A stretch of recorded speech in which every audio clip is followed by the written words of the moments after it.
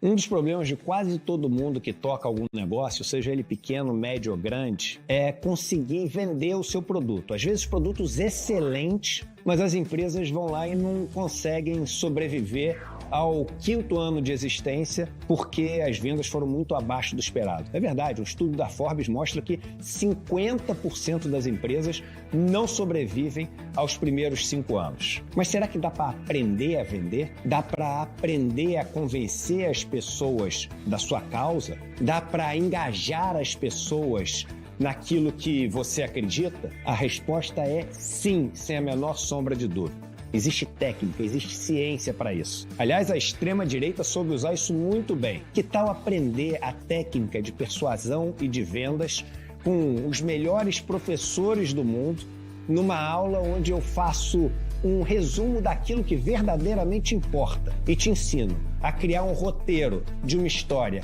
que convence e que vende. Essa aula vai acontecer no dia 14 de novembro, uma quinta-feira, às 8 horas da noite. E é a aula inaugural da nossa 3ª turma do Empreendedor Mestre. Aberta, online, ao vivo, para todo mundo poder participar. Se inscreve agora e chama todo mundo para participar junto com você. Até lá!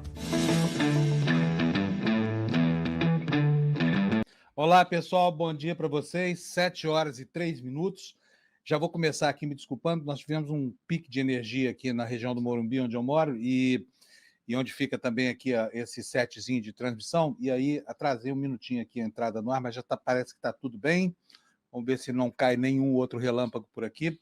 Sinal de um dia que começa já com instabilidade na meteorologia em São Paulo, né? E começa também com instabilidade no globo, porque, ao que tudo indica, já é praticamente matematicamente impossível de virar. Trump venceu a eleição nos Estados Unidos. Ontem, os estados, chamados Estados Pendos, onde se esperava uma presença maciça de mulheres, uma votação expressiva de eleitores negros em apoio à Kamala Harris, isso acabou não acontecendo. Os Estados Unidos votaram por uma vitória, e eu diria até uma vitória esmagadora de Donald Trump, que volta à cena política para terminar de torpedear a democracia americana, né, tão fragilizada nos últimos dias da gestão dele, e agora, de novo, sob a batuta desse líder anocrata que promete reorganizar a direita no planeta. Então é isso aí. Você pode ir se conformando, porque foi isso mesmo. O Trump ganhou a eleição nos Estados Unidos. Uma parte da imprensa americana, a começar pela Fox News, já declarou a vitória. Ele já começa a receber cumprimentos dos líderes mundiais e o assunto está encerrado lá nos Estados Unidos. E, olha, não foi uma vitória pequena, tá? Foi uma vitória muito expressiva. Inclusive, ele conquistou a maioria absoluta dos senadores americanos e caminha agora, porque a votação, a apuração ainda segue, para consolidar uma maioria também na Câmara dos Deputados. Então, significa que Trump vai poder fazer qualquer coisa que queira a partir do momento em que assumir novamente a Casa Branca. E eu vou contar para vocês uma coisa. Eu, em 2008 faz 16 anos, eu estava lá em Washington acompanhando a eleição do Obama, e os Estados Unidos pareciam um país que tinha toda a vontade de superar o seu passado segregacionista, ainda muito recente, né? Até praticamente a metade da década de 70 ainda havia leis segregacionistas em vigor nos Estados Unidos. Havia o preconceito, sim, um preconceito matado contra a população preta norte-americana, que é vítima de todo tipo de estigma, e parecia que naquele momento o povo dos Estados Unidos havia, de repente, feito uma aposta no processo civilizatório, né? No fim da ignorância, no começo de uma era de tolerância, onde as relações seriam pautadas pela igualdade, pela inteligência, pelo respeito mútuo. Mas hoje, observando, olhando para trás do retrovisor que se passou, a gente percebe que nem o conforto material, a premência na área de pesquisa que os Estados Unidos têm, as universidades, né, os valores daquela sociedade, nada disso foi capaz de assegurar a manutenção desse paradigma de contemporaneidade. E os Estados Unidos optaram ontem por eleger um candidato que é confessadamente segregacionista, é um racista, que pautou a sua campanha por um discurso de ódio ao diferente, prometendo que ia curar o problema das fronteiras, aliás, promessa que ele voltou a reiterar ontem, que iria transformar a América num estado só para americanos, e nisso, por incrível que pareça, ele teve a ajuda e a contribuição, inclusive das pessoas que ele estigmatiza. Talvez valesse a pena ao Gessé Freire, nosso Gessé, ir aos Estados Unidos e completar lá a sua obra O Pobre de Direita, colocando a visão do pobre americano nesse processo, porque foi ele, mais uma vez, quem decidiu as eleições. Nos estados pêndulos, os chamados estados pêndulos, houve uma votação muito acima daquilo que se esperava, né? No Trump. Assim como houve também na Flórida, houve no Texas, houve enfim, em praticamente todo o país, o eleitor conservador disse que veio, fez uma aposta novamente em Trump, e essa aposta foi vencida por ele, daqui a pouco será declarada vitória, mas ele já fez até o discurso, né, reivindicando para si a vitória, dizendo que vai curar a América, prometendo uma Golden Age, uma era dourada lá para os eleitores americanos. E hoje nós vamos falar não só sobre essa vitória, o que se implica na geopolítica global, o que se implica lá no contexto do eleitor americano, mas também sobre os reflexos por aqui, porque eles já começam a acontecer, né? E eu preciso confessar para vocês que é um dia que eu começo bastante irritado. O papel do jornalista não é gostar da notícia que está dando, é noticiar. Então está aqui a notícia, sem nenhuma tentação por mudar de qualquer forma essa informação, porque essa informação está muito bem caracterizada lá nos Estados Unidos por um processo de eleição que foi uma eleição soberana, né? A despeito de a vontade do eleitor ter sido essa que sai das urnas agora, tá? Então é isso, lamente bastante por aí se você não gostou, acho que você também não gostou da vitória do Trump, eu não gostei, acho que nós vamos enfrentar um período de muita dificuldade aqui. O nosso presidente fez uma aposta em Kamala Harris, talvez não devesse ter feito, né? Declarar o seu apoio a um jornal francês na semana passada, assim em cima do laço, eu acho que vai haver dificuldades aí. E, enquanto isso, os bolsonaristas já começam a comemorar. Alguns, muito enfaticamente, Bolsonaro, por exemplo, fez uma tuitada gigantesca.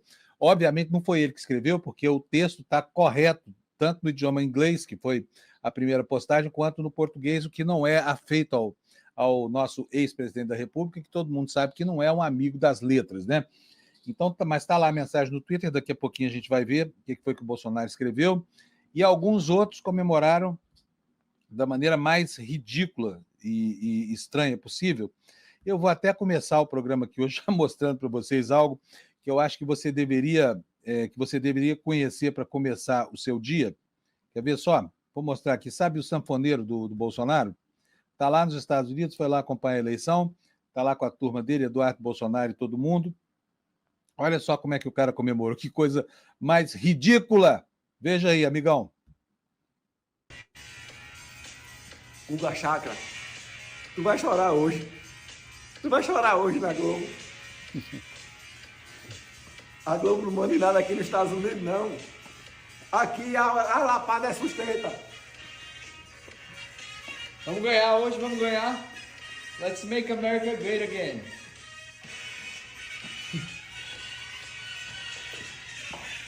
Aqui, ó. Maga. É pra tapar com barro. Vamos embora, vamos embora. E aí, gostou da dancinha do sanfoneiro? Ridículo, não é não? Ridículo. Tanta maneira digna de comemorar a vitória de um aliado, fazer isso, dançar o YMCA. Bom, gosto, né? Cada um tem o seu. Gente, vamos lá, vamos começar o programa. Então, chega de reclamar da vida, porque, afinal de contas, o problema é do eleitor americano, é nosso também, esse problema. Ele vai ter consequência por aqui e nós vamos arcar com isso. Alô, pessoal do campo progressista, não bastasse as eleições municipais desse ano, hein? Vem aí 2026 e daqui até lá um longo caminho institucional aí de reafirmação da vitalidade das nossas instituições, porque não vai ser fácil, hein? Com Trump na presidência dos Estados Unidos de volta, com todo o poder que ele amealhou, com o Senado americano de maioria escrachada, republicana, a Câmara dos Deputados dominada, um planeta devastado por um clima beligerante, né? É o que temos para o dia. Fazer o quê, meu filho? Tocar a vida. Vamos tocar a vida, então? Então, bom dia para vocês todos que já chegaram por aqui. Vou começar o programa de hoje, como eu começo sempre aqui, pela meteorologia.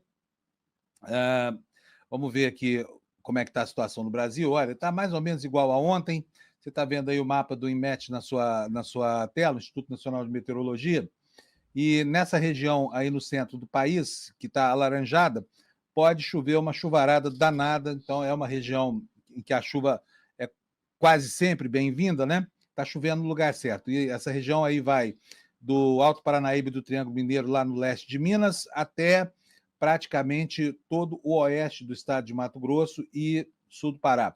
É onde vai chover hoje. O INMET fez um alerta aí de tempestade, então você fique esperto, porque pode chover até 100 milímetros em alguns pontos dessa região, com ventos de 60 a 100 km por hora, tá bom?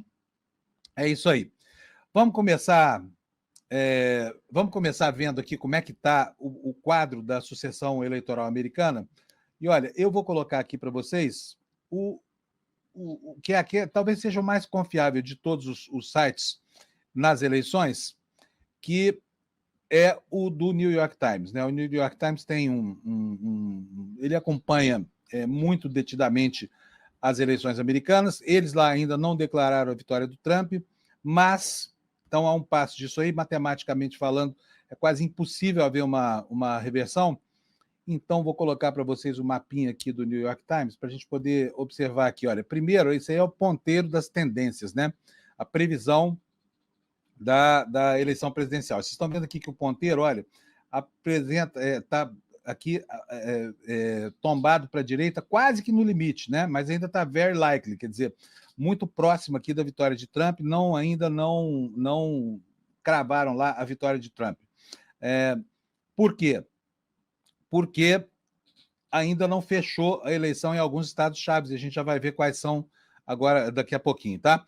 E aqui a estimativa, olha, aqui do ladinho aqui, a estimativa de composição do novo colégio eleitoral, tá? O ponteirinho também está bem aqui, olha, oscilando para 312, que é o número de delegados que o Trump precisa ter, que o Trump deve ter ao final desse processo. E a Kamala Harris vai ficar com 226 dessa vez, passou longe dos 270, embora a votação de ambos tenha sido muito próxima. E nessa eleição tem mais um fenômeno que a gente deve observar, que é o fato de que não vai haver confusão, não vai haver provavelmente nenhum tipo de contestação por parte dos democratas, porque, primeiro, isso não é do feitio dos democratas, né? Segundo, porque o Trump também está vencendo o voto popular, está com 51% dos votos lá, o que significa que o país está completamente dividido, né? Os Estados Unidos saem das urnas completamente divididos, mas vão ser governados pelo Trump. Lá, uma pequena diferença pode justificar uma grande diferença lá na representação política, né, no número de delegados. Então, o Trump precisava de 270, ele provavelmente, como aponta aí o forecast aqui do New York Times, ele vai ter mais do que isso. Ele vai ter mais do que isso. Olha, a Kamala Harris, nesse momento, tem 224 cadeiras, o Trump está a apenas 3 cadeiras de vencer a eleição. Está com 267. Isso porque, olha aqui o mapa dos Estados Unidos. Como se previa, todo esse núcleo central aqui e mais o sudeste americano votaram em peso em Donald Trump, né? Em alguns estados, são chamados estados pêndulos, ele também foi muito melhor do que se esperava. O que está faltando apurar? O Wisconsin, que é esse estado que você está vendo aqui, deixa eu colocar aqui com mais destaque. Olha, o Wisconsin está lá com já 94% das urnas apuradas, o Trump está vencendo por 51 a 48, né? A diferença aqui é de mais de 100 mil votos, é uma diferença super apertada, como de resto em todo lugar nos Estados Unidos. E aqui, por esse mapa aqui desse estado, um estado tão importante, porque é definido como estado pêndulo, né, em que a população alterna entre eleições, entre democratas e republicanos. Olha, de novo, a gente vê aqui o fenômeno. Nas grandes cidades, Madison, Milwaukee, aqui a votação é massivamente democrata. Nas pequenas cidades, no interior dos Estados Unidos, é onde reside o eleitor que definiu essa eleição, chamado redneck, o caipira americano. Esse sujeito é o cara que votou maciçamente em Trump, né, acossado aí pela campanha que chama para o Trump a responsabilidade de restaurar os valores americanos, né? Vou diminuir aqui esse zoom para que a gente possa, de novo, prestar atenção no mapa inteiro. O que aconteceu? Olha, aqui em Michigan, a mesma coisa. Eleição super apertada. Nós já temos aqui 95% dos votos apurados. Trump tem 50%, a Kamala Harris tem 48%. E aqui o estado que se esperava que houvesse ontem uma reviravolta, Iowa, não compareceu, não justificou as expectativas. Em Iowa, se esperava que as últimas pesquisas indicavam que poderia haver uma virada por causa da participação massiva do eleitorado feminino. Essa virada não aconteceu. O placar lá foi absolutamente favorável ao Trump, que ficou com 56% dos votos, contra 42%. Né? Uma grande diferença, 12 pontos aqui de diferença entre Kamala Harris e Donald Trump. Então é isso, conforme-se, Trump está ganhando, está muito próximo lá de ter a sua vitória declarada, ele mesmo já reivindicou a vitória, e é exatamente isso que eu vou mostrar para vocês aqui agora, no New York Times, mais uma vez aqui, que é por onde eu acompanho a apuração das eleições americanas. Vamos ver o que disse o Trump, o que disse o Trump hoje de madrugada, né? Olha, Trump declara vitória assim que venceu na Pensilvânia. O ex-presidente Donald Trump está muito próximo da presidência, ele reconheceu a sua vitória nos estados da Pensilvânia, da Geórgia, Carolina do Norte, e deixou a Kamala Harris, a vice-presidente, apenas próxima do caminho para a Casa Branca, sem que tenha tangenciado. O Trump agradeceu os apoiadores na Flórida, né? Ele disse o seguinte: olha, nós conseguimos fazer a coisa mais incrível na política, disse ele, que foi vencer essa eleição. Então é isso, está aqui, o Trump já se declarou vitorioso, não houve contestação, a Kamala Harris desistiu de discursar, foi embora para casa, não se espera dela que não reconheça o resultado dessas eleições, como eu falei, essa não é uma prática dos republicanos americanos, não que eles sejam muito diferentes, mas nesse aspecto são, né? Dos anocratas lá representados pelo Donald Trump. E assim, o mundo, o planeta Terra, volta a ter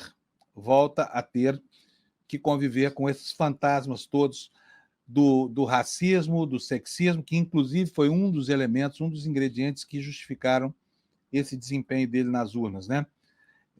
Os cientistas políticos, os sociólogos, os antropólogos americanos vão ter que explicar o que foi que aconteceu com a cabeça do eleitor americano.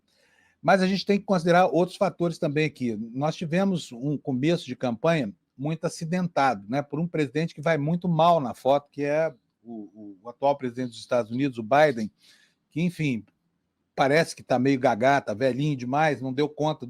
O governo dele foi uma lástima, que frustrou todo mundo, especialmente o eleitor democrata e o eleitor representante daqueles campos minoritários de quem se esperava uma reação às propostas, às perspectivas abertas por Donald Trump.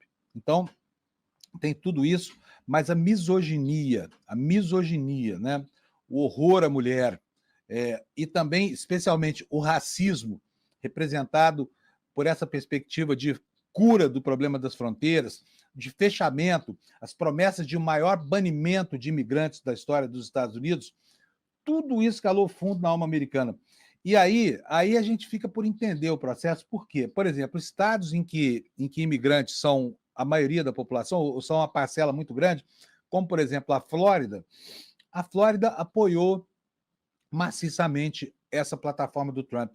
Uma população basicamente formada, olha, ali tem 600 mil brasileiros, são 570 mil brasileiros, tem milhões de cubanos, né? Todos chegaram aos Estados Unidos um dia na condição de imigrantes, muitos deles como imigrantes clandestinos, que depois conseguiram regularizar a sua situação e se tornaram eleitores. E essa gente hoje vota como se americana fosse, esquecendo completamente a sua origem, né? Esquecendo completamente de onde vieram, em que circunstâncias vieram, e torcendo para que o presidente feche a fronteira, para que os iguais a ele não cheguem aos Estados Unidos. Enfim, vai entender a cabeça do eleitor americano. Vamos ver aqui no site do ICL como é que foi a reação do Trump. Eu estava lendo aqui o site em inglês do New York Times. Vamos ver aqui em bom português, aqui no site do ICL Notícias, como é que foi aqui a anotação dessa reivindicação da vitória pelo Trump. Vamos lá, vou botar aqui na tela para vocês, está aqui, esse é o site do ICL Notícias, vou fazer aqui o merchan, www.iclnoticias.com.br, você vai lá, estão essas informações aqui. Trump reivindica uma vitória política nunca vista antes nos Estados Unidos. O republicano venceu a eleição na Pensilvânia, um estado-chave decisivo, e aí se declarou o vitorioso. O que diz o texto da reportagem? Donald Trump reivindicou nesta quarta uma vitória política nunca vista nos Estados Unidos em um discurso durante as eleições presidenciais que disputa contra Kamala Harris. Fizemos história, proclamou ele aos partidários em West Palm Beach, lá na Flórida. Vamos ajudar o nosso país a se curar, acrescentou o republicano pouco depois do canal Fox News, que é o canal do público, é a TV Jovem Pan, né, lá dos Estados Unidos, a Fox News.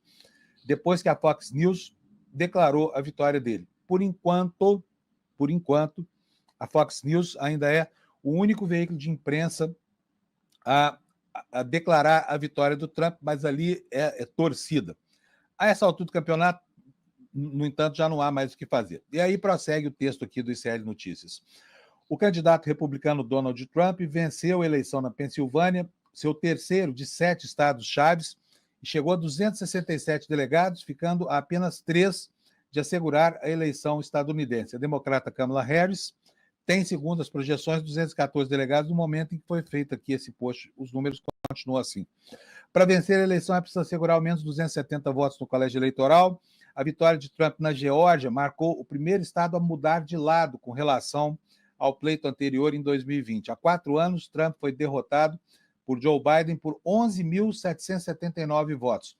A quantidade de votos se tornou um marco na eleição após Trump pedir ajuda aos responsáveis pelas eleições na Geórgia para que eles encontrassem um voto a mais para tomar a vitória de Biden. Na verdade, ele pediu 1.800 votos a mais e isso lhe valeu um dos processos que agora, na condição de presidente dos Estados Unidos eleito, ele vai deixar de responder. Por quê? Por causa da imunidade. Lá nos Estados Unidos, o sujeito pode ter a capivara que tiver, tá? Mas o povo elegeu, ele fica imune e não está mais alcançável pela justiça, portanto, para o Trump será um alívio aqui, porque ele enfrenta acusações de toda a natureza, né? Com relação à composição do seu patrimônio pessoal, denúncias de fraude em auditor, enfim, todo tipo de denúncia em relação a um comportamento de bad boy que ele realmente tem.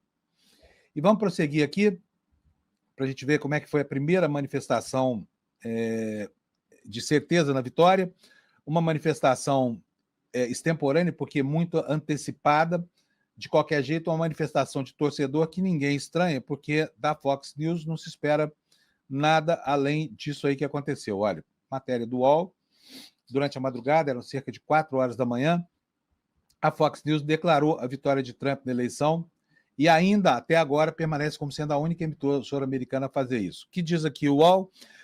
O canal de televisão Fox News declarou a vitória do republicano Trump na eleição presidencial na madrugada desta quarta-feira. Única emissora a fazer o anúncio até o momento, depois de projetar o triunfo do candidato dos estados pêndulo da Pensilvânia e de Wisconsin. Donald Trump eleito próximo presidente dos Estados Unidos, afirmou o site da Fox News. Eu quero até olhar aqui o site da Fox News, só para ver como é que está lá a comemoração, né, para que a gente possa ver aqui. Aqui, ó. Eles estão até moderados nesse momento nas suas predições. Vamos ver aqui o site que declarou primeiro a vitória do Trump, que foi o candidato por quem eles não esconderam o apoio. Tá aí, ó, Donald Trump projetado ser o 44º presidente dos Estados Unidos. Né? Esse aqui é o site da Fox News, portanto, até agora, o único que declarou... Cadê? Não está aqui? Está aí, Donald Trump projected to become the 47º presidente dos Estados Unidos. Está aí o site da Fox News que deu a vitória ao senhor Donald Trump. E, seguindo aqui com o noticiário, nós vamos ver agora o que aconteceu lá na Pensilvânia. Né? O que aconteceu na Pensilvânia? O que aconteceu na Pensilvânia? Na Pensilvânia se esperava uma vitória apertada da Kamala Harris. Quando veio lá pelas 4 da manhã a projeção final, quer dizer, quando estava matematicamente tudo definido, então a coisa ficou certa, não havia mais espaço para a Câmara conquistar votos nos demais estados da federação. Por quê? Fora esses 7 estados, o comportamento já era conhecido. E logo no começo do processo de apuração, a Geórgia começou a chamar a atenção porque dali se esperava um comportamento do eleitor diferente daquele que as urnas acabaram por revelar. Então, desde muito cedo, nessa eleição, o elemento surpresa, né, que se esperava que fosse pautar todo o processo de apuração, foi contido. E aí a coisa começou a ficar clara. Desde muito cedo, os principais indicadores de tendências nos Estados Unidos passaram a apontar aquela que seria a maior de todas as vitórias do Partido Republicano até o momento. Só o que não se previa é que essa vitória fosse ser tão acachapante também nas eleições parlamentares americanas, principalmente em relação ao Senado da República nos Estados Unidos, porque lá realmente eles fizeram barba, cabelo e bigode. É o que nós vamos ver aqui agora, como é que ficou a composição do Senado americano, numa matéria do UOL feita durante a madrugada. Está aqui, olha. Republicanos, cadê? Não está aqui nada, você não está vendo nada aí, eu vou botar na tela agora para você. Republicanos retomam a maioria no Senado dos Estados Unidos após 4 anos, né? E aqui estão os estados que tiveram as cadeiras renovadas. Você pode ver aí, olha, que os democratas tiveram 1, 2, 3, 4, 5, 6, 7, 8, 9 vitórias e o restante fechou com os candidatos republicanos. E o que diz aqui o UOL? O Partido Republicano retomou o comando do Senado na madrugada desta quarta, conseguiram chegar a 51 cadeiras ocupadas pela primeira vez em 4 anos. Os republicanos possuíam 38 cadeiras que não estavam em disputas, portanto, eles já tinham lá, das 100 cadeiras do Senado americano, eles já tinham 38. E conquistaram mais 13 essa madrugada, chegando então ao número de 51, que representa a possibilidade de fazer qualquer tipo de coisa em relação à legislação ou à proposta de revisão da legislação. O Partido Democrata tem, no momento, 41 cadeiras ocupadas, já possuem 28 restantes no Senado. O Congresso se divide entre a Câmara, onde estão em jogo todas as 435 cadeiras, e o Senado, onde há 34 vagas em disputa este ano. Isso corresponde a 1/3 das vagas do Senado americano. O resultado desta terça desempenhará um papel importante na determinação da facilidade com que o vencedor da eleição presidencial governará até as próximas eleições para o Congresso em 2026, porque lá o mandato é de 2 anos para os deputados federais e de 6 anos para os senadores. Então, em 2026, nós teremos outro terço do Senado sendo renovado.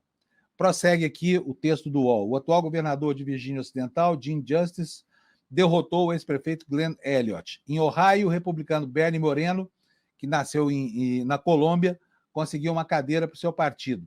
E Justice Moreno reverteram a vantagem democrata de 51-49 no Senado, restabelecendo o controle, então, do Partido Republicano naquela instituição. Se você acha que foi só o sanfoneiro que foi lá para os Estados Unidos, calma, estão me pedindo aqui para repetir a cena do sanfoneiro. Daqui a pouquinho eu repito, deixa a nossa audiência aumentar um pouquinho, mas não foi só o sanfoneiro, não. Teve outros bolsonaristas que foram lá assistir a apuração lá pertinho. Um deles, Eduardo Bolsonaro, como se sabe, prócer lá do movimento internacional de direita que o Trump chefia.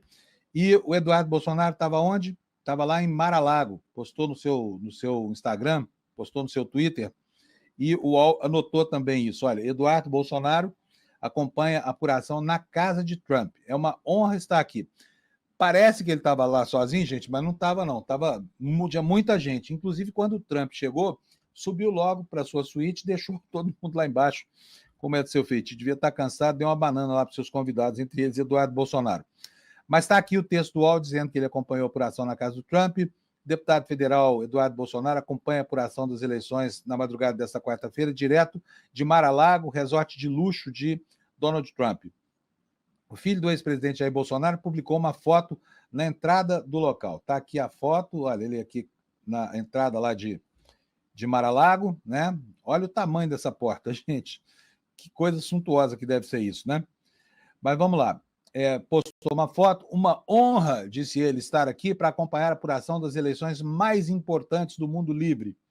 Dos Estados Unidos, com o coração dos brasileiros que padecem sob o poder da esquerda. Estados Unidos e Brasil precisam ser parceiros em defesa da liberdade. Ele também publicou um vídeo em que Trump aparece cumprimentando os convidados. Escreveu assim: você acredita nessa vitória? Go Trump! Escreveu o Eduardo Bolsonaro, que está lá com o amigão dele, o Trump. E aí, aqui você já pode ver o que isso prenuncia, né, meu amigo? Fala sério, porque vem aí uma campanha, provavelmente Trump vai fazer coro a isso, não se sabe ainda em que medida, não se espera dele que aposte todas as suas fichas na reversão, por exemplo, da situação dos brasileiros aqui, mas ontem, uma das poucas pessoas citadas por Trump no seu discurso lá, em que ele assume, chama para si a condição de vitorioso, foi ao Elon Musk, que foi realmente um cabo eleitoral do maior valor, porque usou e abusou dos seus instrumentos todos financeiros, do dinheiro que ele tem, que não é pouco, abusou do Twitter, né, postando inclusive dezenas de notícias falsas, repercutindo notícias falsas e contribuindo em tudo para que o clima convergisse para o resultado que teve. Então, só pela posição do Elon Musk, que se envolveu pessoalmente nas contendas com o Supremo Tribunal aqui no Brasil, você imagina o que é de se esperar nesse processo que vem aí agora, né, de tentativa de furar as decisões do Supremo Tribunal Federal e restabelecer, por exemplo, direitos políticos de Bolsonaro e Companhia Limitada, né? Já vamos falar sobre isso. Antes eu vou mostrar para vocês como é que foi a repercussão e o primeiro cumprimento ao Trump veio da França, né? O Macron foi o primeiro chefe de Estado a parabenizá-lo. E está aqui mais uma matéria do UOL falando quais são os líderes internacionais que parabenizaram o Trump nesse, abre aspas, retorno histórico. Líderes internacionais começaram a parabenizar Donald Trump pela vitória projetada pela imprensa, isso já durante a madrugada.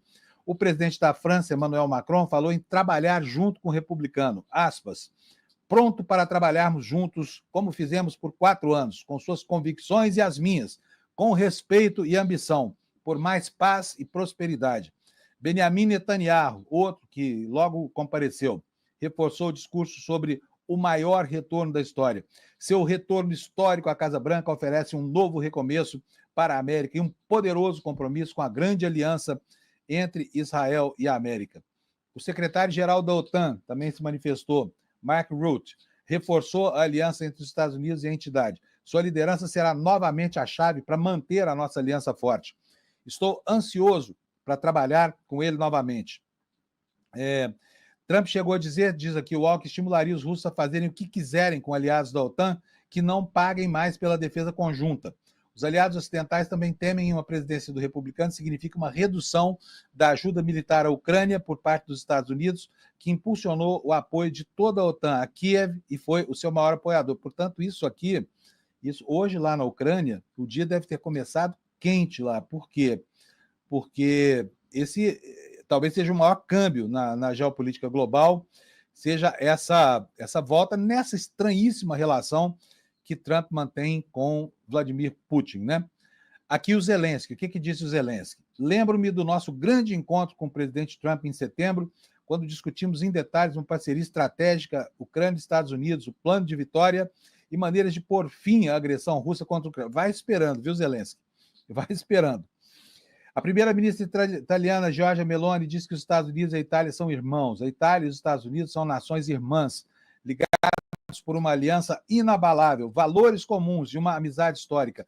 É um vínculo estratégico que estou certo de que iremos agora reforçar ainda mais. Bom trabalho, presidente, disse a líder fascista italiana. Primeiro-ministro do Reino Unido disse estar ansioso para trabalhar com Donald Trump. Estamos lado a lado na defesa dos nossos valores partilhados de liberdade, democracia e negócios, do crescimento e da segurança, inovação e tecnologia. Sei que a relação especial entre o Reino Unido e os Estados Unidos continuará a prosperar. Já houve uma repercussão de natureza econômica, tá? Para quem gosta de apostar alto na especulação, ontem foi um dia especial para quem tem bitcoins, né? Aquela estranhíssima moeda eletrônica que já sofreu um abalo nas suas cotações, um abalo para cima. Por quê? Porque o Trump andou fazendo promessas nessa área aí.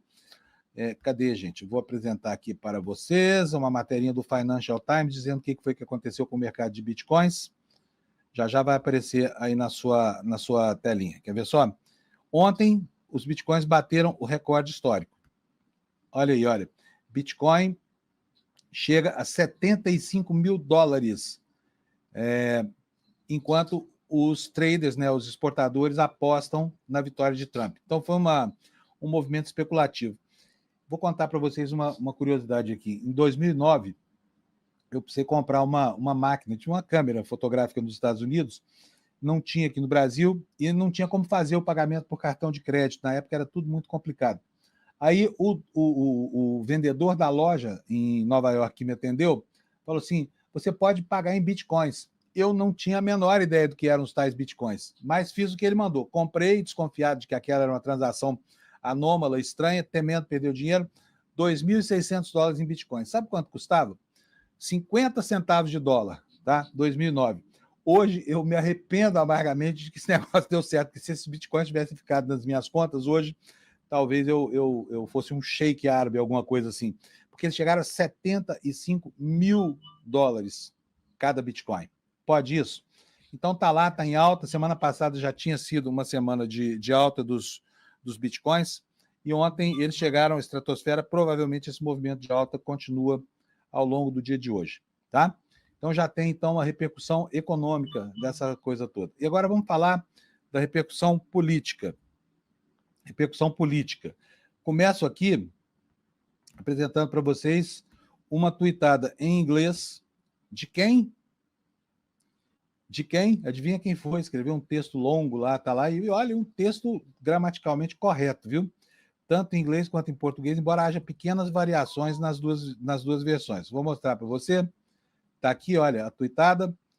Quem é o dono? Jair Messias Bolsonaro. Escreveu aqui, ó, hoje nós testemunhamos o ressurgimento de um verdadeiro guerreiro, um homem que, ainda que enfrentando um processo eleitoral brutal em 2025 e uma perseguição judicial injustificável, voltou novamente, enfim, tecendo lousa aqui. E aqui embaixo a tradução para o português. Tudo certinho, olha, concordância, pontuação. Quem será que foi o ghostwriter disso aqui, hein? Fábio Weingarten. Mas está aqui a tradução para vocês. Tem umas variações aqui, olha, principalmente no segundo parágrafo, porque em inglês, o que ele fala aqui, ó? Apesar de toda a oposição dos globalistas e do deep state, né? Donald Trump retorna à presidência. E na versão em português, o que ele fala? Ele fala aqui, ó, contra tudo e contra todos. Não nomina globalistas nem nada disso. Mas eu vou ler para você aqui para que você possa saber o que foi que o Bolsonaro disse para o amigão dele lá nos Estados Unidos. Hoje testemunhamos o ressurgimento de um verdadeiro guerreiro, um homem que, mesmo após enfrentar um processo eleitoral brutal em 2020 e uma injustificável perseguição judicial, ergueu-se novamente como poucos na história foram capazes de fazer. Contra tudo e contra todos, Donald Trump voltará à presidência da República dos Estados Unidos para completar sua missão, restaurar a grandeza de sua nação, etc, etc. Parabéns, meu amigo, por esta vitória épica que marca não apenas seu retorno à Casa Branca, mas também o triunfo da vontade popular sobre os desígnios arrogantes de alguns poucos que desprezam os nossos valores, nossas crenças e nossas tradições. Triunfo histórico, marco que reacende a chama da liberdade, da soberania, da autêntica democracia. Esta vitória encontrará eco em todos os cantos do mundo, impulsionando não apenas os Estados Unidos, mas também o fortalecimento da direita e dos conservadores e muitos. Repare que ele não falou em democracia, ele fala fortalecimento da direita, né?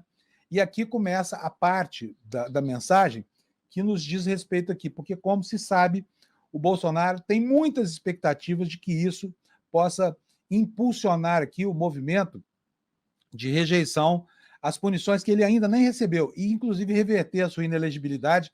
Essa sim já está muito bem estabelecida. Diz ele aqui, olha, que a vitória de Trump inspire o Brasil a seguir o mesmo caminho, que os nossos compatriotas vejam neste exemplo a força para jamais se dobrarem, para erguerem-se com honra, seguindo o exemplo daqueles que nunca se deixam vencer pelas adversidades.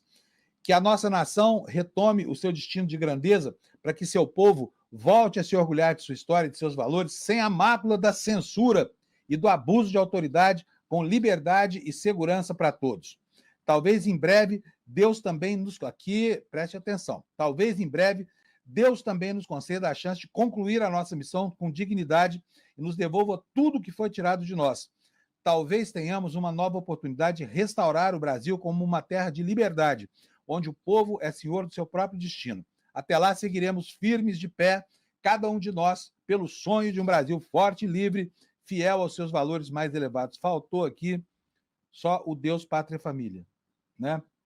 É isso aí. Então, vocês viram aí a manifestação do senhor Jair Messias.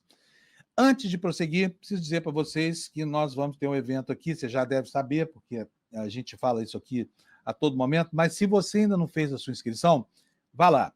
Você sabe como é que é a promoção de vendas no ambiente da internet? Sabe, é um mundo completamente novo. Muita gente não sabe nem tangenciar esse ambiente, mas você pode aprender. O Eduardo Moreira vai dar uma aula magna no próximo dia 14, às 8 horas da noite, no seu Empreendedor Mestre. O tema dessa aula é os segredos das vendas e da persuasão. Você vai entender por que uma boa história pode ajudar a promover vendas na internet. E assim, se você quer perscrutar esse mundo novo do comércio na internet, da maneira como se vende, da maneira como se impulsionam vendas, como se amplificam as vendas, não perca. Está aí, despertaicl.com.br, os segredos das vendas e da persuasão. Dia 14, aula gratuita com o Eduardo Moreira, que você não deve perder, tá? Daqui a pouquinho tem mais um recado para você, mas vamos voltar aqui ao noticiário, porque ele está muito quente, né? E aí, olha só, as pretensões, vocês sabem, né, que pretensão não paga imposto, então não tem por que ter comedimento, né? Principalmente se a pessoa não tem bom senso e tem uma expectativa que vai um pouco além do limite da realidade. A Mônica Bergamo informou no seu espaço lá no UOL o seguinte: aliados de Bolsonaro creem que Trump pode barrar Moraes nos Estados Unidos. De onde nasce essa crença, não se sabe, porque qual seria o motivo de o governo americano barrar a entrada de um legítimo representante da Suprema Corte Brasileira só porque os julgamentos prolatados por ele não seguem o figurino da direita brasileira. Em todo caso, vai lá, a pretensão é grande, vamos ver o que diz a Mônica Bergamo. Os aliados do ex-presidente Bolsonaro esperam que, se Trump for eleito, né, que já é quase uma verdade absoluta, ele irá proibir o ministro do Supremo Tribunal Federal, Alexandre de Moraes, de entrar no país, afirmou a colunista da Folha de São Paulo, Mônica Bergamo, ao UOL, nesta terça-feira. O que a Mônica disse? Hoje de manhã conversei com uma pessoa muito ligada ao ex-presidente Bolsonaro e a expectativa é muito grande pela vitória do Trump. Acreditam que o Trump pode engrossar o caldo da oposição brasileira, endossando ataques ao Supremo Tribunal Federal. Eles acreditam até que o Trump pode ajudar a, por exemplo, barrar a entrada do Alexandre de Moraes nos Estados Unidos, porque o Alexandre de Moraes atentaria contra a democracia no Brasil. Imagina o despropósito dessa afirmação, né?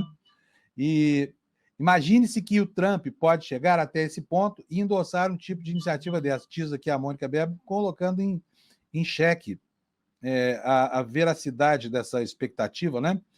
Porque ela não me parece verossímil.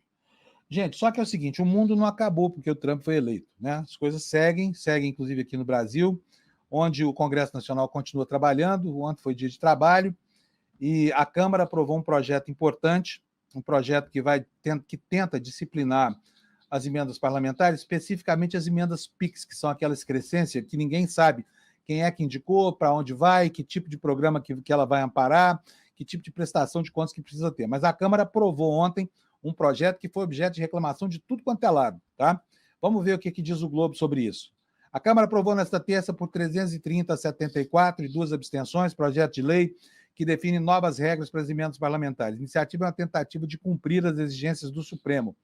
Entre as medidas, por exemplo, está a obrigatoriedade de deputados e senadores indicarem como valores destinados por meio das emendas PIX serão utilizados. Hoje, essa modalidade permite transferir o recurso diretamente para os caixas da Prefeitura. Então, está lá, o Congresso aprovou essa medida e ela vai agora para o Senado, né? O Senado provavelmente vai emendá-la, mas há reclamações de todos os lados de que elas não garantem a transparência e elas não serão suficientes para resolver o problema que se encontra embargado aí por decisão do ministro Flávio Dino, que depois foi referendada pelo plenário do Supremo Tribunal Federal.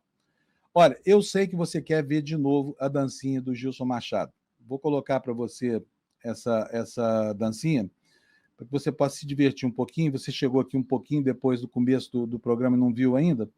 Então, vou colocar para você, estou colocando aqui na minha tela, para que você possa dar um pouquinho de risada sobre a maneira ridícula como o sanfoneiro do Bolsonaro comemorou esse resultado projetado ainda, né, da eleição de ontem. Quer ver? Dá só uma olhadinha aí. Guga Chakra, tu vai chorar hoje. Tu vai chorar hoje na Globo. A Globo não manda em nada aqui nos Estados Unidos, não. Aqui a lapada é sustenta. Vamos ganhar hoje, vamos ganhar. Let's make America great again.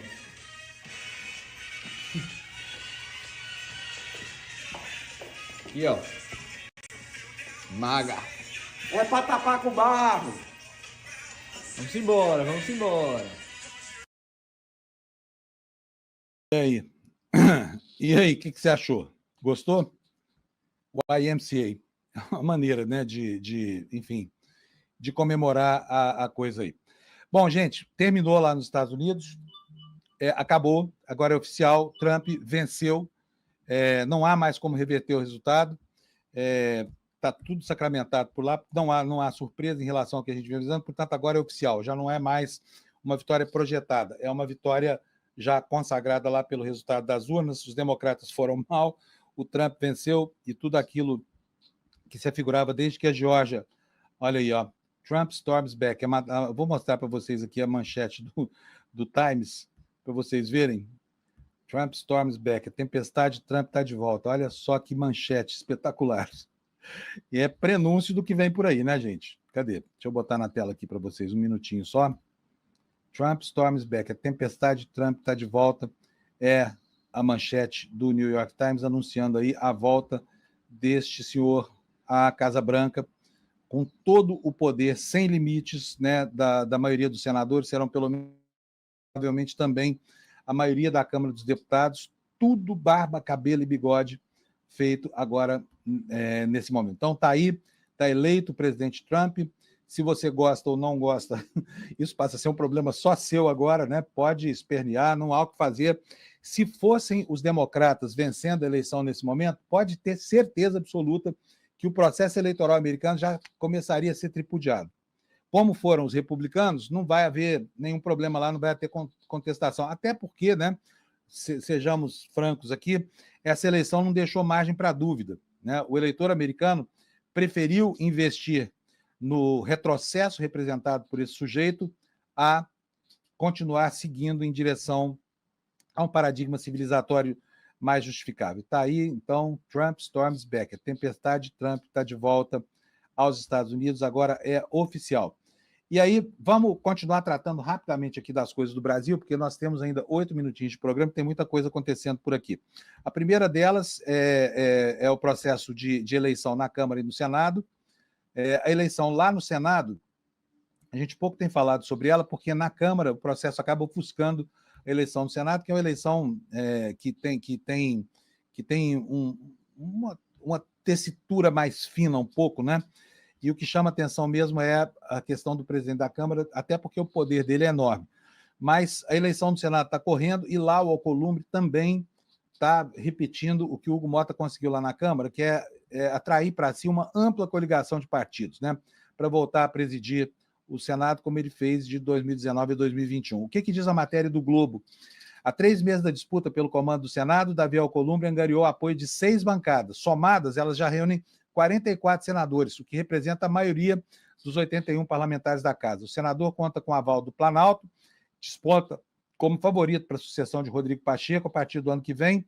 Na terça-feira, o PT anunciou que estará ao seu lado, aumentando o arco de alianças. O voto, no entanto, é secreto e pode haver defecções no partido, mas é improvável que isso aconteça, né, porque está se formando lá a mesma unanimidade que acabou se formando assim, não unanimidade, ainda a mesma maioria ampla que se formou lá na Câmara. Alcolumbre presidiu o Senado entre 2019 e 2021, durante o governo Bolsonaro, período em que se cacifou como articulador político e ganhou espaço na distribuição das emendas parlamentares, como as do orçamento secreto. Já na gestão petista, o senador se aproximou do governo Lula e é visto como um nome que pode contribuir com pautas de interesse do governo, a exemplo de Pacheco. Então está feito aqui o registro da vitória do senador Alcolumbre.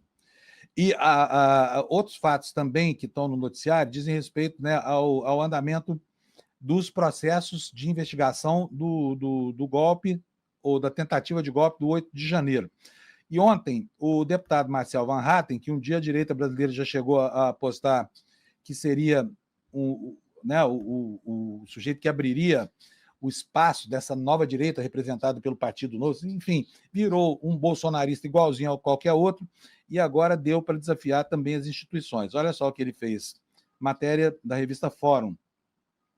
Deputado bolsonarista se recusa a depor na Polícia Federal e desafia o Supremo. Marcel Van Hatten, do Novo do Rio Grande do Sul, é investigado por chamar o delegado da corporação que investiga os golpistas de bandido. O que ele fez? O deputado Van Hatten se recusou a prestar depoimento nesta terça, desafiando uma decisão do Supremo Tribunal Federal. O parlamentar é investigado, como eu disse, por chamar o delegado da PF de bandido. Comunicou que não iria comparecer para depor durante sessão na Câmara dos Deputados na noite de segunda, declarou que as ordens do Supremo são ilegais e inconstitucionais. E aí deu birra e falou, não vou, não há lei no Brasil, né? O que ele disse aqui, entre aspas, para que a gente não diga que eu não falei exatamente o que ele disse. Não comparecerei diante de um delegado da Polícia Federal para dar quaisquer explicações, porque a Constituição me garante, pelo artigo 53, a inviolabilidade civil e criminal por quaisquer das minhas opiniões, palavras e votos. Disse ele, cometendo aqui, né, uma inverdade, porque a Constituição não assegura a prática de crime por parlamentar nenhum. A liberdade de opinião, o direito de falar da tribuna o que quiser, não lhe permite enxovalhar ninguém, acabar com a honra e a dignidade de ninguém. Dando sequência ainda ao noticiário, a Câmara ontem também aprovou um projeto, que é um projeto necessário, até por causa do clima que se criou no Brasil em relação a essas bets, né? Vocês estão vendo os problemas todos, Polícia Federal batendo lá na porta do Flamengo e tudo mais. E olha, ontem a Câmara aprovou a urgência de um projeto que visa disciplinar. Aí, obrigado, Gabriel. De projeto que visa disciplinar e impedir apostas feitas por menores, que está acontecendo, por incrível que pareça, nesse grande cassino em que o Brasil se transformou depois da chegada dessas bets.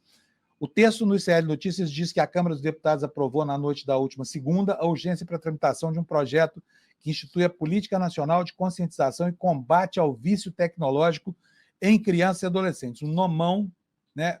Mas é um projeto que visa ampliar as medidas para impedir que menores de idade apostem nessas bets, no grande cassino eletrônico, como eu disse, o Brasil se transformou.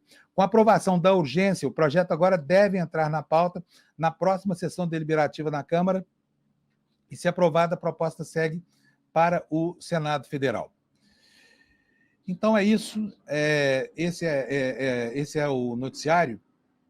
E só para terminar aqui, nós ainda temos 2 minutinhos, eu queria dizer que tem um debate na imprensa americana, e esse debate é um debate acalorado. Por quê? Porque vocês se lembram que quando o Bill Clinton foi presidente, o Clinton foi presidente dos Estados Unidos, lá para trás, o assessor de marketing dele, chamado James Carville, disse a ele assim, olha, é a economia, estúpido. Quer dizer, ele deveria se ater os argumentos da campanha ao ambiente da economia, porque era isso que sensibilizava as pessoas.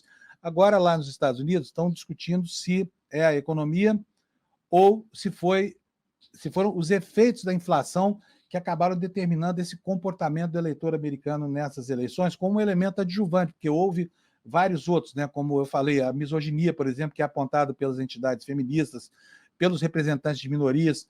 A misoginia falou alto, afinal de contas, era uma mulher negra desafiando um homem que há 4 anos está em campanha, e isso porque Kamala Harris teve só 16 semanas, menos de 4 meses, para se apresentar ao público americano e para pedir o voto e para alcançar esse resultado que alcançou. Não deu certo, né? Mas o debate que a gente vai ver nas próximas semanas é um debate sobre o papel que a economia desempenha na composição do ambiente eleitoral. Isso já está expresso nos jornais, hoje tem matérias em praticamente todos os jornais americanos, tentando estabelecer o que aconteceu, se a questão é a exploração da economia como tema ou apenas os problemas da economia americana, como a inflação, por exemplo, que multiplicou por muito os valores de despesa como aluguéis, por exemplo, né? Ou como a conta do supermercado, que também subiu bastante lá nos Estados Unidos e provocou, talvez auxiliou na alavancagem desse comportamento arredio, comportamento oposicionista que pautou essas eleições, tá? Então é isso aí, gente. Está aí, está sacramentado. Os republicanos ganharam nos Estados Unidos, não há o que fazer. Vai haver consequências severas no mundo inteiro, na geopolítica global. Vai haver consequências na articulação da direita. A extrema-direita brasileira já está assanhada com essa história toda. Você pode esperar que venha aí Elon Musk e toda essa galera lá, enfim, que está construindo esse ambiente aí para questionar ainda mais decisões que são decisões das instituições brasileiras, como, por exemplo, o que fazer com os crimes que Bolsonaro cometeu, né, na tentativa de dar um golpe nas instituições, como, aliás, o patrono dele lá nos Estados Unidos, o Trump, também fez. Enfim, tudo isso vai ter muitas consequências e os próximos meses serão ricos nesse tipo de coisa.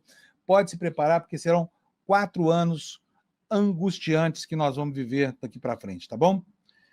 Então, quero mandar um abração para vocês, desejar para vocês uma ótima quarta-feira, esperando que você termine o seu dia bem, que fique de bom humor, apesar dessas notícias aqui que eu tive que dar hoje, porque, como eu disse lá para trás, um jornalista não tem que gostar ou não de um determinado assunto, tem apenas que informar. Eu não gostei, mas a informação está dada. Então, obrigado para vocês. Até amanhã, 7 da manhã, porque eu continuo aqui mais 2 dias cobrindo as férias do Demore, tá bom? Então, a gente se vê às 7. Tchau, tchau. Obrigado pela audiência. Quando eu quero convencer alguém, eu devo usar um exemplo real ou devo usar as estatísticas? Eu devo mostrar os 2 lados da moeda e defender o meu, ou mostrar só o argumento que me favorece? Eu devo fazer uma fala, um discurso longo, enchendo linguiça mesmo, para impressionar, que eu sei falar muito sobre o assunto, ou devo me concentrar só naquele ponto que eu quero convencer? Eu devo deixar o mais importante para falar no final da minha fala ou no começo da minha fala? Pois é, todas essas respostas e várias outras eu vou te dar na aula do dia 14 de novembro. Os segredos das vendas e da persuasão. Tudo isso é ciência, é técnica, tudo isso é estudado e ensinado em universidades no mundo inteiro. É muito mais simples do que você imagina. E contar uma história da maneira correta pode, segundo Harvard, aumentar as suas vendas em até 50%. Mas também pode engajar na sua causa, pode ajudar o seu movimento. E no dia 14 de novembro, às 8 horas da noite, uma quinta-feira, a gente vai estar junto com essa aula incrível, que é a aula inaugural da 3ª turma do Empreendedor Mestre, o nosso grupo de empreendedorismo que tem feito um sucesso enorme. Um abraço e até lá!